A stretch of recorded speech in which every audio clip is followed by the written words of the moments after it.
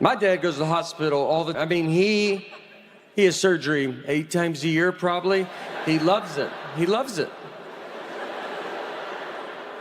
The doctor will go, look, you could just stretch. And he goes, let's just do the surgery.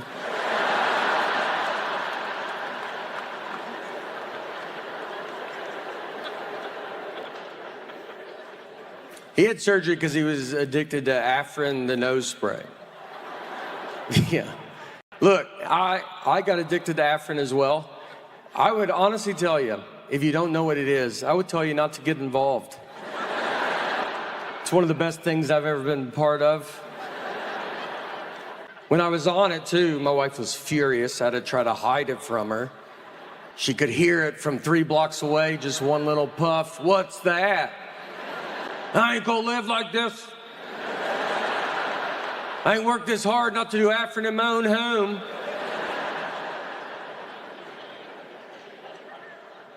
So my dad, they go to the doctor, him and my mom. And the doctor was like, do you use Afrin? And my dad goes, no.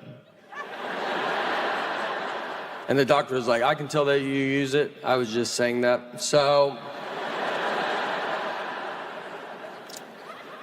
he goes, how long have you used it? And my dad said 5 years, which is a lie. And my mom is like, she's like, well, tell the truth. You know, she goes, he's used it for 45 years. He used Afrin 45 years. Just for reference, if you don't know, the back of the box suggests no more than 3 days.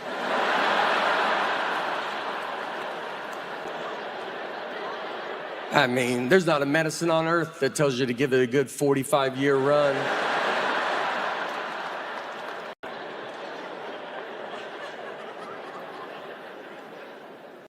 She's the cheaper one of us as well. Not in a bad way, you know. She likes the lights being off. Turn the lights off, you know. Save money. Get the little lights off. It's a fun time being in that environment. Turn the light on, find your seat, get a stick, knock the light back off. Sit in the dark and be sad. And you're sad all day. You're saving nickels upon nickels. Right when I get in bed, you turn that light off? I can't tell that's on. Well, get out of bed, turn it off. 80 years, we'll give our daughter $37 from all the nickels we saved.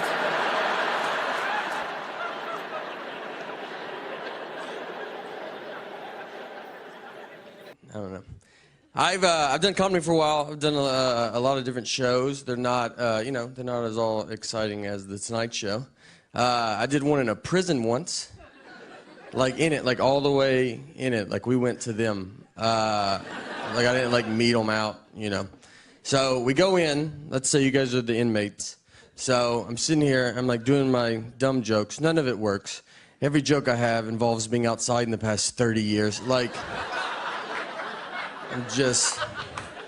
I'm like, traffic's crazy. You guys remember, people remember traffic here, right? So I'm doing my dumb jokes, and then an inmate gets up and starts walking towards me. I'm like, oh boy, here we go. You know, like he's gonna use me to break out. And I don't want to point at him, but no one's like looking, but I am using hand gestures. I'm like, what do you guys do on this side of the room? Should he be walking up like that? Turns out the bathrooms are behind me. He's a good guy. I judged him on what he was wearing and where we were at.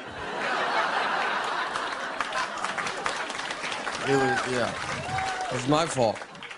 So I'm like against a brick wall, and it's like goes like halfway up, and then the urinals are like all behind here. So then he comes to use the bathroom, and then he comes to the urinal right behind me. So then it's just me and him just looking at everybody, and he peed. He peed without even it was the most confidence I've ever seen in my entire life. I thought, whatever you think this guy did it, all right? That's not, an innocent man doesn't pee like that. That's a guilty, I'm not getting out. I took social media off my phone. I don't, it's too much. Like you walk around and just look at it all day. Facebook, they did a good job. It's a real good company. And Facebook's just too much. It's either everybody's best or worst days of their life. You know, like you're either like, I'm getting married or my house is on fire. No one's like, today's normal. Nothing happened. I have no strong opinions about anything. My wife gets mad because she was like, you don't like any of my photos on Facebook. And it's like, is this not enough? Like us just being married and living together? It's like, you know, how much, and I did like it. When we took it, I said, I like that photo. Like I told you that. I'm in the photo. There's not much more than I can do in this photo's life.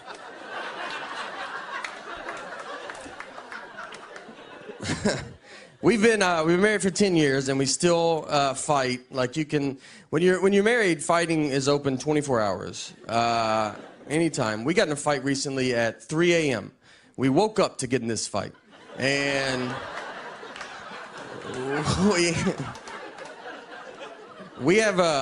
we live in Nashville, and we have a dog that freaks out when it thunders. So it was like thundering. So we have sedatives to give her because there's only so many times you can tell a dog it's just thunder before you're like, just take this. Hope this works. I'm not going to hold you through it, you know. So I wake up, and I had asked my wife. I was like, hey, where are the sedatives at? And she was like, they're at the top of the cabinet. So I go get them. When I get them, I looked at the bottle, and the bottle said they were expired. So I had to like wake her back up. And I was like, hey, these say they're expired. And she was like annoyed. She was like, they're not expired. Those are new pills in an old pill bottle. And I was like, all right, you know, I should have thought of that. That's my fault. I mean, people come to our house all the time and they get milk and they're like, is this milk expired? And I have to go, that's new milk in an old milk jug. Are you the stupidest person I've ever met in my life? How could you not figure that out? That's basically what I told her. It wasn't as fun as that, you know, but that was the gist. And instead of just saying, you're right, that's a logical statement, she dives all in and tells me it doesn't matter because dog medicine can't even expire. Which she's never even heard a rumor about that. She doesn't know that. We don't know any dog medicine people. I know who she knows. And we don't know one dog medicine maker that's like texting her like, let me tell you a little secret about dog medicine. We've invented medicine that can't expire. I'm Tennessee originally. Yeah, so that's something. And I lived in New York though for 8 years. I'm on board with New York. I like it. I like the driving. It's like great. It's very intense. Everybody just honks at everybody nonstop, and that's how it should be everywhere. You know, like growing up in the South, no one honks their horn ever. People just sit at lights, and they're just like, if you want to go, I totally understand. I'm probably not going to go when I get up there. So yeah. Let's just wait it out, right? Shouldn't we just wait it out? I'm married. Been married for 7 years. We have a 10-month-old daughter now. So yeah. It's getting pretty serious. So looks like we're gonna go through it. We were living in New York when my daughter was to be born, but she was not born in New York. She was born in Tennessee. We flew home. And had her there. I did not want her to be born in New York. Like, I don't need her growing up thinking she's better than me. So, yeah. Told her, you start where we start, all right? It's a wild experience having a kid. I'm sure a lot of you guys know. I remember on the way to the hospital, like I told my wife, I was like, look, I don't want to see anything, all right? It's going to be, like, gross. I wish it was like the 50s when they didn't let men in the hospital. But it's not. Now doctors are just like, why don't you deliver the baby? Like, why don't you do most of it? They just pull the baby out and they're like, here, cut the umbilical cord. But like, I didn't take a class. They just act like I'm the guy that cuts umbilical cords at the hospital. I almost cut the wrong part, and then the guy's like, that's not right. I was like, oh, so maybe, you know, you should jump in. You did go to doctor's school for this. Why am I doing minor surgery right now? Then they just hand you your baby, and then they're like, all right, we'll see ya. And that's when you're like, well, I could use your help actually now. Like, I don't know how to do this. The first question I asked, I should have probably kept her, because I was like, how much do you feed it? I bet it's a lot. It sounded like I was buying a hamster at a pet store. The biggest message they tell you at the hospital, the number one, they're like really big on like, all right, whatever you do, let's just try not to shake this baby. That's literally like the number one goal. And they tell it to you, they're like, you know, obviously you're gonna wanna shake the baby, but yeah, I mean, it would be so awesome if you just did not shake this baby. And then they showed me a video of a guy that was like, here's what I do instead of shaking my baby. Like he was like, I take walks, for instance. Like I walk 70 miles a day or something. I walk a lot. I've barely seen the baby. Then I signed a certificate like I was in kindergarten that said, all right, like I promise, I swear to God I won't shake the baby. Like quit asking me. I've never heard the word shake so much in my entire life. That's all we talked about. The first night we got her home, she was like crying for like 6 hours. You're just like confused, we're delirious. You know, and I was like sitting there and I was like, wait, are we supposed to shake this baby? Is this when we do it? This seems like when you should do it. We didn't shake her, so it's all right. You guys don't have to call somebody. We have rocked her aggressively, but there's a pretty big difference. And she is 10 months old. She had to get we had to go to a 9-month-old checkup, and she had to get a shot. It's very nerve-wracking when a baby gets a shot because they don't know what's going on. Like she's just looking, you know, at us being like, this day's going unbelievable. Like I don't even see what could go wrong. And then you're like looking at her like it's about to all go wrong. You no idea. So she gets the shot, so we go to grab her, like, you know, for her to start crying, but she doesn't cry. Like she's fine. And like the doctor was like surprised. Like my wife is like happy, but she's like emotional. She's like, you know, maybe this is a sign. Like she's going to be a strong girl, maybe like a powerful woman. And I was like, yeah, possibly. We should also make sure she's not going to, she might be a psycho. Like who doesn't cry when they get a shot? Who's just fine with that? I would cry if I got a shot and she's already comfortable with pain at 9 months old. All I know, in 20 years, I'm either going to be telling her, look, we love you and we're happy you've accomplished all of your dreams. Or I'm going to be on the news going, we love you, but you need to turn yourself in right now. Right now. So now we are basically at Mount Rainier. That was the whole car ride. And if you ever go, just so you know, you have to pay to go up it. It's not a free mountain. Someone bought it and they're charging tickets. It's also all uphill. It's a nightmare. So be ready for those things. We drive up, we park, and we're walking up the trail. So went up it halfway. I mean, I can barely breathe.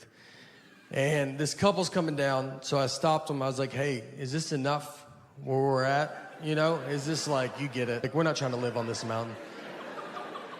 And the lady goes, I'm 75 years old, and I did it. And I was like, all right, maybe that's why you didn't hear the question that I asked.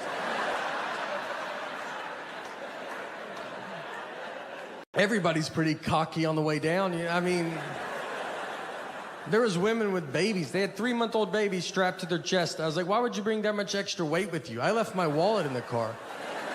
They looked exhausted. I'm surprised they're not just babies left up there and rangers have to come down. Whose baby's this? That's ours. We're gonna let it grow up and come down on its own. Thank you, everybody. It was unbelievable. I mean, all right.